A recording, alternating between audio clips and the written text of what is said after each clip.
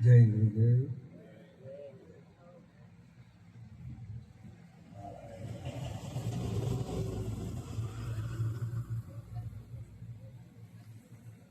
બોલીએ શ્રી સદગુરુ મહારાજની સનાતન ધર્મની પધારેલા હરિગુરુ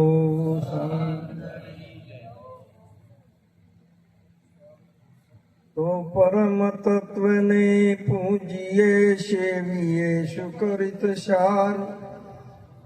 સાર સ્વરૂપે સદગુરુ જીવન દિએ વારંવાર તો ભગતિ ભક્ત ભગવાન સતગુરુ ચતુર નામ વપુ એક તાકી પદ વંદન કરો વિઘ્ન નાશે અનેક તો દે સતંજની દશા વર્ત દેહાતી हो ज्ञानी संत के चरण में वंदन हो गणित। बोलिए सदगुरु महाराज की। આજે આ પવિત્ર પાવન દિવ્ય પ્રસંગે પધારેલ પ્રગટ પરમાત્મા સ્વરૂપ સદગુરુ સ્વરૂપ આજના અધિષ્ઠાન પદે પરમ વંદનીય બોધનાથજી મહારાજની સત્ર સાયામાં આજનો આ જ્ઞાની યજ્ઞ નો આરંભ છે. પરમ વંદનીય સદગુરુ સ્વરૂપ એવા અદયપુરજી મહારાજ, પરમ વંદનીય અમારે સત્યનારાયણપુરીજી બાપુ, અમારે નરેન્દ્ર નાથજી મહારાજ, કેશવદાસજી મહારાજ, મંચસ્વ પર બિરાજમાન તમામ સંતો આચાર્ય દેવો, પધારેલા તમામ સંતો સંત માતાઓને વંદન કરું. વિશેષતામાં આજનો એક મોટો અવસર, મોટો એટલે સદગુરુ ઉપદેશ કરેલો એ વખતે એમને તો મોક્ષ થઈ ગયેલો હતો, એમને સાચા સ્વરૂપનું જ્ઞાન પણ થઈ ગયેલું હતું. ગુરુજીએ આદેશ આપ્યો તો તનથી સેવા કરજો, મનથી ભજન કરજો અને આ ધન સારા માર્ગે વાપરજો, એવો બધો મહિમા ચલાવતા હતા ભક્ત સંતના સ્વરૂપમાં દેવજી રામજી મહારાજ, જે પોતે સંત સ્વરૂપે આજ દિવસ સુધી એમને મહિમાને દીપાયો છે. પણ આજે એક સદગુરુની કરુણા એવી થઈ કે આખો કાયાકલ્પ કરી દીધો. તમે દેહને કદાચ દેહ તરીકે જોતા હોય કે આ તો કોઈ દાડો તમે એમને ગુરુ તરીકે નહીં જોઈ શકો. આજે ગુરુ પદના એ અધિકારી બન્યા છે. આજે મહાનમાં મહાન દેવનાથ એ ગુરુ પદ છે. કોઈ નાથનું એ પદ એ ગુરુ પદ છે કે ગમે તેવો જીવ અથડાતો અનંત કોટી યોનિઓમાંથી ફરતો એના મૂળ સ્વરૂપને ભૂલેલો અને એ પોતાના નિજ સ્વરૂપને પામાડવા માટેનો આદેશ આજે એમને મૂકવામાં આવેલો છે. આ મહિમા એ આપણી સમક્ષ આપણે કેટલું ભૂમિકા એ કે આ જે ગુરુનું સ્વરૂપ તારે કીધું કે તત્વસાર ત્રણે લોક મેં ગુરુ ગોવિંદ એક રૂપ આદંત મદ એક હરિગુરુ સંત સ્વરૂપ. આ દિવસ સુધી એ સંત સ્વરૂપે અનેક જીવોને મુમુક્ષતા જગાડી અને સદગુરુના સાનિધ્યમાં લઈ જઈ અને એમને પોતાના નિજ સ્વરૂપની પ્રાપ્તિ કરાવી. પણ આજે ગુરુ મહારાજની કરુણા થઈ. બધા કહેતા હતા પણ એનો યોગ આવે ને એટલે એ ઉદય થાય ને. આવો આપણે ચોમાસું આવ્યું પણ ચીલ કે તોદર જો ઉગતો જ નથી, પણ હવે બધો ઉગશે બાપ. એને શેમ કે ચોમાસામાં આટલો વરસાદ વરસ્યો તો ઉગ્યો, પણ હવે આ શિયાળો આવ્યો ને એટલે બધાના ખેડૂતોના ખેતરમાં ઉગે ને એટલે બધો બી એકી હાથી ઉગતો. તેમ આ પદ જે કે હાથી આવતું નથી, એનો સમય આવે ને એટલે તમે નાવા જોડતા હોય તો એ આવી મળે ને. આવી એક સાચી વસ્તુ છે. પણ ગુરુની કરુણા, સંતની કરુણા કે આજે એક ગુરુ પદને એક આપણને જોવા મળ્યા કે આપણને આજે એ ગુરુ પદ એમને પ્રાપ્ત થયું. એ ગુરુનું સ્વરૂપ છે અને એ પદ છે. એ બાપુએ હાલ સુંદર વાત કરી કે એ સ્વરૂપ છે, એ નિર્ગુણ નિરાકાર છે, એ પદ છે. અને જો કદાચ શરીર હોમું જોવા જશો ને તો તમારા ભાઈ કહી જ દેવો જેમ કે આ નોમને કોઈ દાડો આકાર હોતો ઘાટ હોતો નથી, અને ઘાટ છે ત્યાં નોમ નથી. મહાપુરુષે કીધેલું છે કે એ નોમ એ સદાયના માટે નિરાકાર છે, પણ આ ગુરુપદ છે 14 લોકથી ઉપર છે બાપ.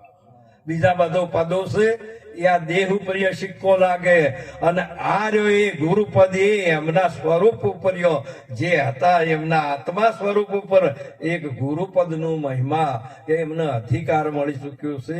આવી સાચી વસ્તુ અનેક જીવોના કલ્યાણકાર અને આ વિશ્વના તારણહાર એક સદગુરુ છે. ઘટ ઘટની અંદર એ પ્રકાશ છે, ઘટ ઘટની અંદર એ વ્યાપક છે. પણ મહાપુરુષે કીધેલું છે કે સબ ઘટ મેરા સ્વયં, જે કોઈ ઘટ ખાલી નહીં, પણ જે ઘટે આ પ્રગટ એ ઘટની બલિહારી. દીવો જે પ્રગટ છે એ જો દીવો કરવો હોય તો થાય, નહીતર આમ તો મંત્રો જાપ જપો તોય કોઈ દાડો એમને મળગે એવો. મહાપુરુષે કીધેલું છે કે પ્રગટ મહાપુરુષના સાનિધ્યમાં જવું જોઈએ. ભૂતકાળ ને ભવિષ્ય છોડી દીધું, હાલ એમને જો ગુરુ તરીકે જોતા હોય, અને ગુરુનો ભગવાનમાં ગોવિંદમાં કોઈ ફેર છે નહીં, પણ જયારે આપણે આ પ્રગટ પરમાત્મા જોવા ને એ તો ઘણું કાઠું છે. હા, આ સદગુરુ છે એ ગમે તેમ કરો ને તો તમારા અને એ પદને પામેલા, એ ગતિને પામેલા મહાપુરુષની દ્રષ્ટિમાં અંશા બ્રહ્મરૂપ ભાળે. દોડથી ગમે તે આવે, દોડથી પાપી આવે કે પુણ્યશાળી આવે, આખું જગત આવે કે જારદે આ ઈશ્વરીની સૃષ્ટિ આવે, સતો એની દ્રષ્ટિમાં બ્રહ્મ સિવાય બીજું કોઈ ભગવાન સિવાય જોવાતો બ્રહ્મ સ્વરૂપ જ એની દ્રષ્ટિમાં છે. એવું આ સદગુરુનું છે. સદગુરુ મહારાજના ચરણમાં કદાચ કોઈ પાપી જાય ને તો પાપીની દ્રષ્ટિમાં ગુરુ દેખાતા હોય, પણ ગુરુની દ્રષ્ટિમાં પાપી ના દેખાતો હોય. એને તો જોઈએ સીધે સીધું જોઈએ છે. જેમ શિલ્પીના જોડે તમે જો પથ્થર લઈને તો તમારા હાથમાં પથ્થર છે, પણ શિલ્પીની દ્રષ્ટિમાં ઉપાધિ ના દેખાય. એ સીધે સીધી એમાં મૂર્તિ દેખાય, મૂર્ત દેખાય છે, એનામાં ઉપાધિ દેખાતી. એમ તમારા દેહ રૂપી ઉપાધિ નથી જોતા, અને આ બોલે એને સીધે સીધું જોવું છે ને બોલે એ બીજો નથી. હમણાં સુંદર બોલ્યા હતા, શું કે બોલે એ બીજો નથી, પરમાત્મા છે પોતે. અજ્ઞાની ને વાદળા સીટે સીટે ગોતે, આ બોલે તે જ નારાયણ છે. કાયમ હે અર્જુન, અણુ અણુમાં હું છું, બધે જ કાયમ હું નિત્ય છું. હું જન્મતો નથી, મરતો નથી, આવતો નથી, જતો નથી, અને કાયમ બધામાં અણુ અણુમાં હું છું. તો આ બેઠા અણુ અણુમાં છે, પણ તમને આ ભગવાન નક્કી થાય નહીં. ભગવાન એક વખત દુર્યોધનજીની સભામાં જઈ અને યુદ્ધ ના કરવું પડે એના માટે ખૂબ સમજાયો, પણ ના સમજ્યા. પછી છેવટ કીધું કોઈને તો 2 વીઘા જમી હાલ, પણ કે એક હોય ની અણી મૂકો એટલી નિહાલો ઉઠ્યો હોય ભરવાડ. જો ભગવાન ભાળવાનો છે, ભગવાન પ્રગટ છે, આખું વિશ્વ અત્યારે કે છે, આખું કહે જયારે પરમાત્મા દ્વાપર ની અંદર આ સ્વરૂપે પ્રગટ થયા, અને અનેકે પણ એને દેખાડો છે. હાલ હોય બેઠા તો તમને એ જોવો, એ તો મહાપુરુષે કીધું સદગુરુ સંતની દ્રષ્ટિ જો તમારી હોય તો જ દેખાય, નહીતર કોઈ દાડો દેખાય. આ ગોમ વાળા દેખાય, આ દેહ વાળા દેખાય, એક દેશી મહાપુરુષે છે. આ રૂપે છે પણ એ અરૂપે છે. મહાન આ બધા જ ગાતામાં તારામાં તો એટલું જ કીધેલું છે. અરે કે ઘાટે ઉતર્યા છે પ્રગટ પરમાત્મા, કે રૂપમાં ખેલી રહ્યો રે આરોપ, રૂપમાં ખેલી રહ્યો છે આરોપ. મહાપુરુષે કીધું કે હોનાનો દાગીનો છે, પણ આખો ઓગળીને એ માટીનો જ ઘડો બન્યો છે, કોઈ બીજું બન્યો. પણ પેલી કુલડી છે ને એ માટીની આરતી ઉતારે છે ઓમ, પણ એને ખબર નથી કે મુજ એ શું. મુજ પણ તમને ખબર નથી એટલે બીજે બધું તમે માથો મારવા દો છો. એ સમજવું હોય અને એ સમજને એ પોતાની ભૂલ સુધારવી હોય તો કેવળ સદગુરુના સાનિધ્ય સિવાય નહીં સુધરે. બાપુ એક જ વાત કરી કે બધી કથાઓ પડી મૂકી અને ગુરુના શરણમાં સુંદર શંકર મહારાજ એક બોલ્યા. એક વાડીની અંદર શંકર મહારાજે કીધું, જેમ જેસરજીએ કીધું એમ, હે ગુરુજી, મોહ રૂપિયા મોટો ભોરેંગ કડ્યો અમને, ઝેર ચડ્યું છે આખી અંગ તમ વિના કોણ, ગુરુ વિના આ ઝેર કોઈ વખવાડી શકે એવું. અને આ બધા ઝેરના ભરેલા છે. વાણીમાં ઝેર, તમે મહાપુરુષે શબ્દ સ્પર્શ રૂપરસ ને આ બધામાં ઝેર જ ભરેલું છે. પ્રેમ અને જ્ઞાન ઇન્દ્રિયો તો ગુરુના શરણમાં જશે, એનું છેદન થાય તો જ્ઞાન ઇન્દ્રિય થાય. હમ થાય એવી હમ તો વિષયની ભરેલી છે. મોટા મોટા દેવોની નેચા લાયા ને આ વિષયની ભરેલો આસો. એટલે કીધેલું કે આ મોહ છે ને એક મોટો 5 ફૂણ્યો વાળો નાગ છે. તમારે જીવ માત્ર ને વળગી પડેલો છે. શબ્દ સ્પર્શ રૂપરસ ને એક હાથો ગમે ત્યાં લઉં મારે એનું મૃત્યુ કરે ને આવી જે માં. હે ગુરુજી, મોહ રૂપિયા મોટો ભોરિંગ કડ્યો અમને, ઝેર ચડ્યું છે આખે અંગ, ગુરુ વિના કોણ ઉતારે. હે ગુરુજી, ભુવારે ભોપાળાનું જોર જરીએ ન ચાલે, ઝેર તો ઉતરે ને આઠો પોર કાળજડોમાં હાલે. ઓય આઈને બેઠા હોય ને તો ઝેર ભરેલા હોય. અને જ્યાં સુધી ઝેર ન જાય ત્યાં સુધી વેર કોઈ દાડે મટે એવું અનંત જન્મ જો તો વેર ને વેર. મહાપુરુષ આ ઝેર ને વગાડવા માટે, આ વિષય વખને વાળવા માટે. અરે એ તો બાલ્ય અવસ્થામાં મીરાબાઈ નું ઝેર વખવાડ્યું છે કૃષ્ણજીને. ચોક્કસ કહી દીધેલું છે દ્રૌજી નું, પ્રહલાદજી નું, કે જોરથી આ જગતમાં ગયા ને એટલી કસોટીએ ચડાયા ને સતો એમને સેજ પણ રૂવાટું બદલોણું નથી. પ્રહલાદજીને જેટલો પિતાએ તાયા સતોય મહાપુરુષે કીધું કે એનું રૂવાટું ફરચ્યું. જયારે હુકમ કર્યો કે ઝેર આપી દો, ત્યારે પ્રહલાદજી હસી ગયા કે હુકમ કરનારે વિષ્ણુ, હુકમનું પાલન કરનારે વિષ્ણુ, અને રસોઈયો વિષ્ણુ, અને રસોઈએ વિષ્ણુ ને જમનારે વિષ્ણુ. વિષ્ણુ કોઈ દાડો મારી શકતો જેને જ્યાં છે બધું ઝેર નીકળી જશે. એને કોઈ બધે નારાયણ છે નહીં. આવી એક સાચી સ્વરૂપની ઝોંખી કરાવનાર સદગુરુ છે બાપ. આ બધા જ તમે આ બધે હાલ આપણે અહીંયા નળ થી બધે પાણી લાયા છે, પાઇપલાઈનો, અને એ વ્યવસ્થા કરી પાણી પોતાના દ્વારે લાવવા માટે પાઇપો ને નળ ગોઠવી દીધા. એટલે આમ તો તમારું દુઃખ તો પાણી કાઢે કે પેલા નળ કાઢે છે. તેમ મહાપુરુષે કીધું કે સંપ્રદાયો છે એક વ્યવસ્થા છે, પણ જે પાણી જમશે એમાં જ્ઞાન છે ને એ અનાદિનું છે. એ કોઈ સંપ્રદાયનું, કોઈ વ્યક્તિનું નહીં. અનાદિનું જેમનું તેમ આખા વિશ્વની અંદર સભર ભરેલું છે. પણ મહાપુરુષે કીધું કે જે મહાપુરુષને આ વસ્તુને પ્રાપ્ત કરી છે અને એ નળ લાયા છે તો કે ભાઈ પી લે તાર, બીજું શું. એક રાજકુમાર હતો ને, ઘોડાપુરી સવાર થઈને ઘોડો ખેલવા માટે નીકળ્યો અને એ જતો રહ્યો શંખેશ્વર હોમી ભૂમિમાં.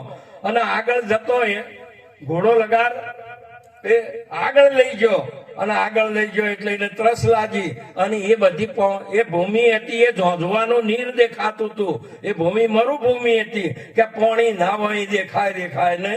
અને એને તરસ લાગી, આમ જોયું સરોવર ભર્યું છે. ઘોડાને કહું ને હું, ઘોડાને એટલો બધો દોડાયો ને તો જેટલું દેખાય એટલું જ દોડાય, એટલે ને એટલે દેખાય. 1 કલાક ઘોડાને દોડાયો તો એ સરોવર તો એટલે ને એટલે હમે બાપુ જેવા એક વૃક્ષ નીચે બેઠેલા હતા ને, અને ઘોડાને એટલો બધો દોડાવતા હતા. એટલે બાપુએ કીધું કે આ રાજા કોઈ આવે છે ને, ઘોડાને કેમ આટલો દોડાયો છે. પેલું આગળ જોયું તો કે ઘોડાના એના મોરીએ કોઈ નથી.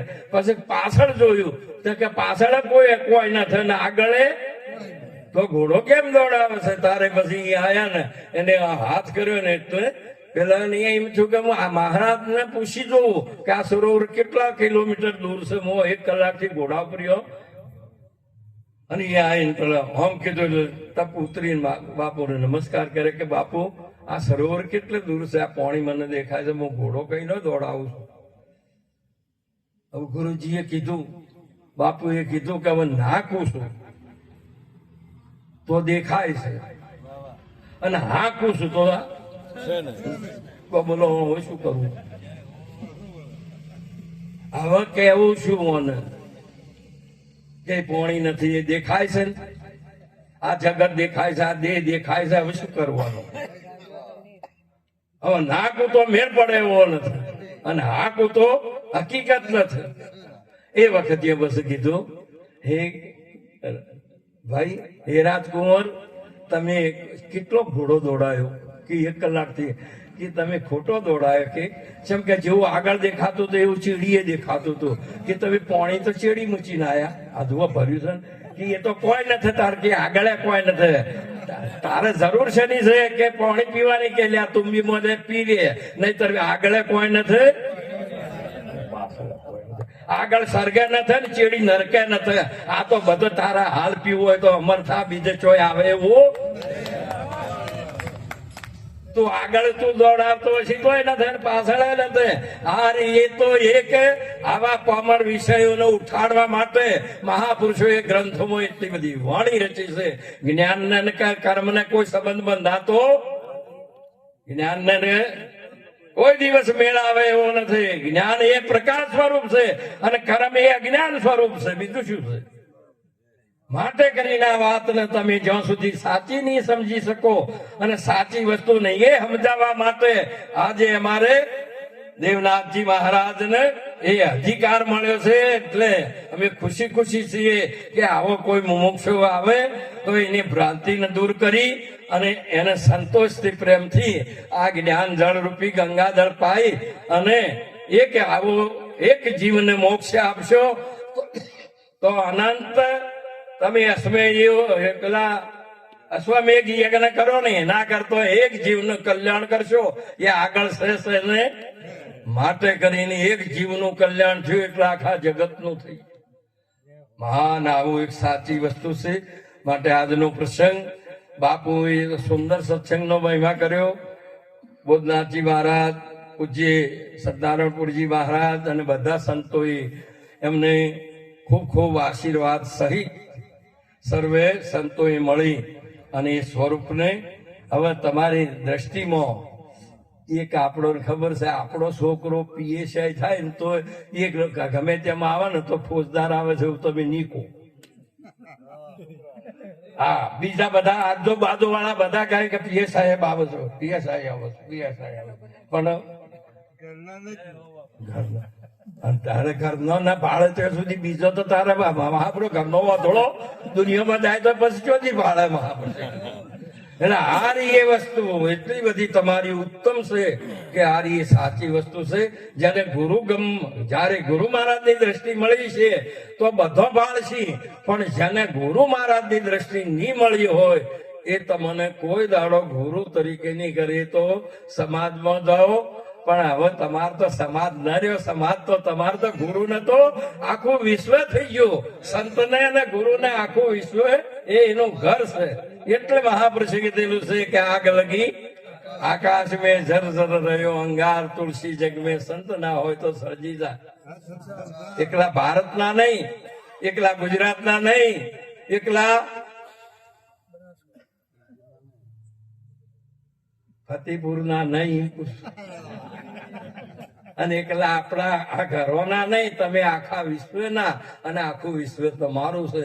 માટે કરીને આવો ઉત્તમ ભાવ લઈ અને ઉત્તમ આવો વિચાર સદાય માટે મોટો વિચાર મહાપુરુષે કીધું કે હું હારીને હવે તમે આવી ગાદીઓ ઉપર નહીં બેહો. મહાપુરુષે કીધું કે શૂન્યમાં શબ્દ થઈને વેદ વાસે. કને કીધું? શૂન્યમાં વેદવાસ. અહીંયા આકાશમાં છે કે ભૂમિ ઉપર આસન છે? તારે પછી હું કરવામાં આવ્યા ગોદડાની ગાદીઓ ઉપર બેહો છો? વાતને તમે જ્યાં સુધી ગુરુનું પદ અને ગુરુનું આસન ચો છે એ તો તમને મહાપુરુષો કહી દેશે.